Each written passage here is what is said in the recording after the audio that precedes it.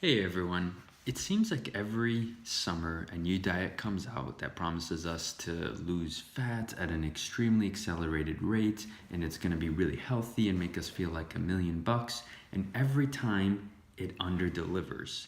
Now, I want to tell you about the study, the only study that's consistently been showing us that it's able to accelerate your ability to burn fat nearly twice as fast. It reduces your risk of heart disease, stroke, certain cancers, diabetes, and Alzheimer's, making it single handedly one of the most studied and beneficial diets in the world. Can you guess what it is? I'll give you a second. If you can, comment below which diet you think it is, okay? And I'll give you a second to do that.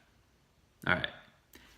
What I'm talking about today is the Mediterranean diet. Now, there have been over 1.5 million different individuals observed and studied on this diet to come up with these numbers that I'm about to present to you. Cutting your risk of stroke by 39%, cutting your risk of diabetes in half, cutting your risk of heart disease by more than 70%. And like I mentioned earlier, it actually has been shown to double your ability to burn fat compared to standard low-fat diets. Okay, so this is pretty amazing, and the thing that has really blown this out of the water when it came to nutritionists and researchers and doctors is it tends to be a set of principles that you can do just about anywhere.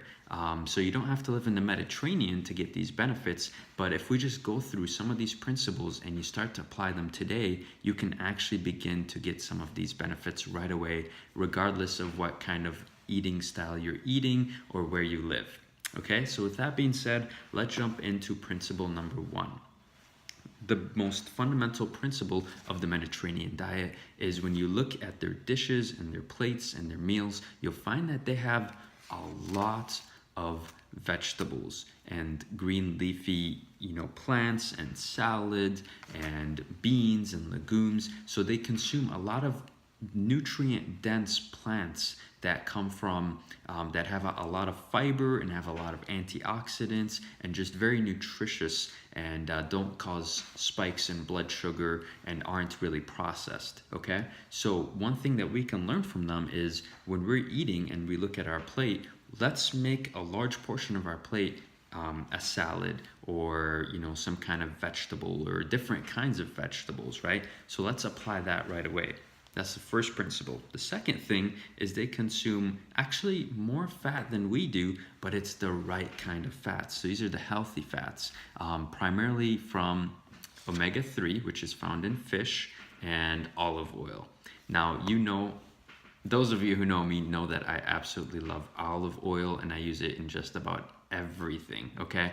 Now, they eat almost up to 40% of their calories. So almost half of their diet comes from healthy fats. That's a lot of fat, and yet they maintain a healthy weight and they have all these different benefits compared to people who are eating low fat or eating the wrong kinds of fat. So with that being said, I encourage you to replace canola oil, soybean oil, vegetable oil, corn oil. These are highly processed fats that are very inflammatory and increase the risks of certain cancers and heart disease, and can kind of clog up the mind, causing even inflammation of the neurology. So can over the time cause Alzheimer's, depression, mood disorders, and things like that. Whereas omega-3 is so anti-inflammatory, it's so beneficial that you can consume a fairly large amount of it. Not that I would necessarily recommend that, but you would actually be doing your body a lot of good.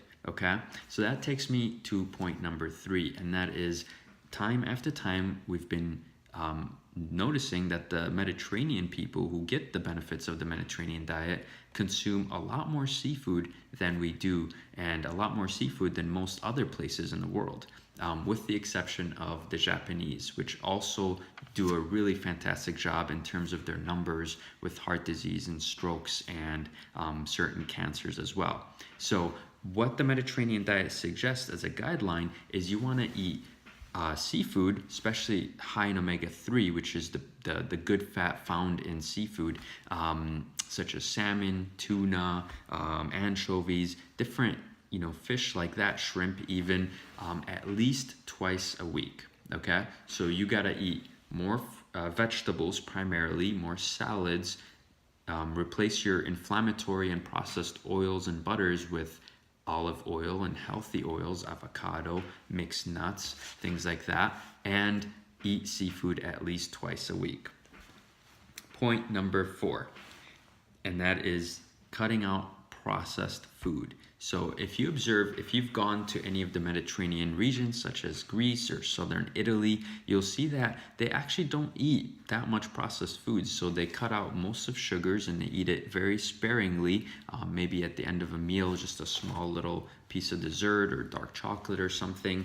And most of them actually bypass it and just eat a fruit right away, which is perfectly okay.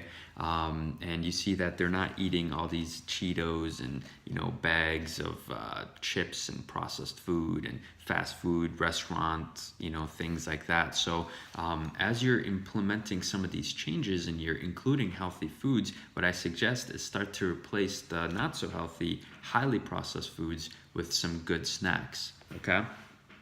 The other thing is they don't completely cut out alcohol, but they consume it in moderation. Now, what moderation means in this context is no more than 1 small glass of red wine a day.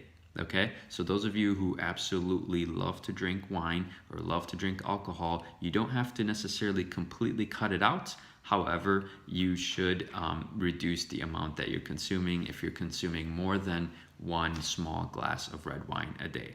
Okay, and most of them do consume it towards the end of the day in a more social setting with their dinner. Okay, just so you know. And the last thing is they actually eat red meat less than twice a week.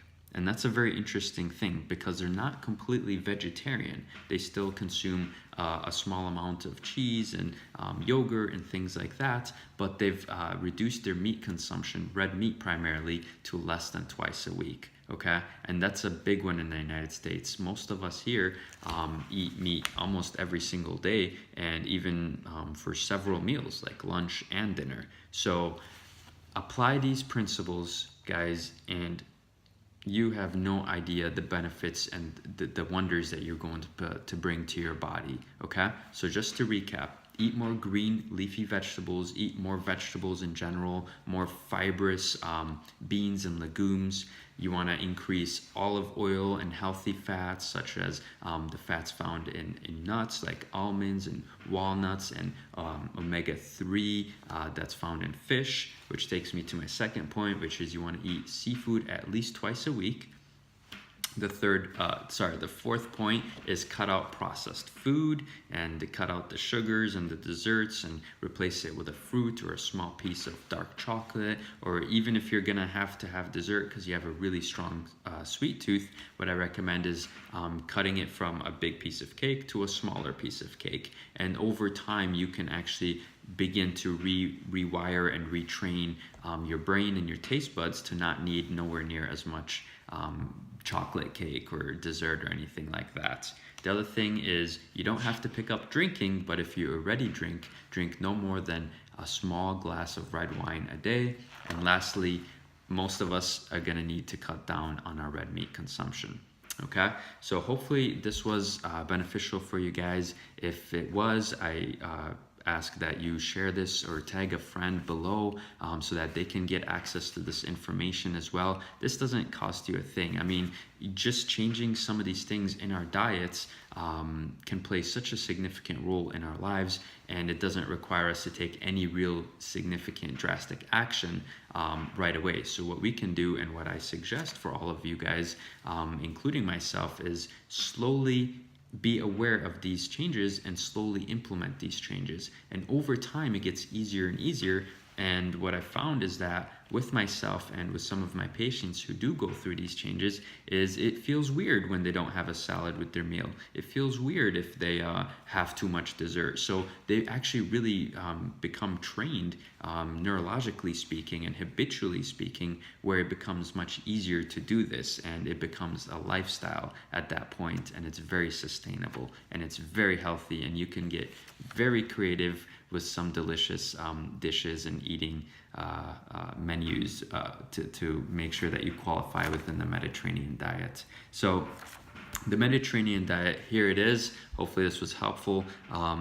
This is actually to supplement one of my other videos, which was based on a Harvard study that has been shown that there are 5 lifestyle habits that if you modify them, you will actually be able to increase your lifespan by over 10 years, okay? So I'm gonna give you away just one of them, what it is, and that is eating healthy. And so eating healthy, the Mediterranean diet, like I said, is one of the most studied, most beneficial eating styles out there. And so if you guys implement that, you've already got one of the 5 habits. So if you haven't seen the video, I highly recommend you watch it. And I'm gonna put a link in this video and in the comment or in the description below as well, so you can watch it and see, you know, what ways you can begin to implement these changes to add 10 years of high quality life to your lifespan. Okay, with that being said, you guys have a blessed day. Thank you so much for watching, and I'll see you next time. Bye-bye.